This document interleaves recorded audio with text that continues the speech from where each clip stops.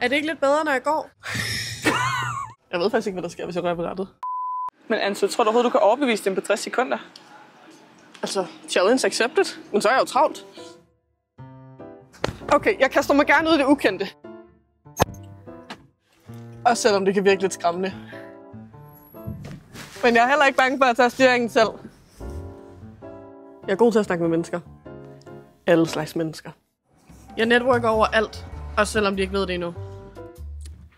Jeg elsker at nørde med formidlingen fra flere vinkler. Jeg har god smag. For eksempel ved jeg, at der ikke skal pickles i en chicken sandwich. Jeg giver ikke op.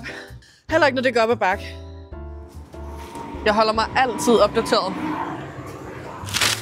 Ej, det er vist på flere platforme. Og så tager jeg gerne det tunge læs. Jeg har et hav af gode idéer. Har du en praktikplads til mig?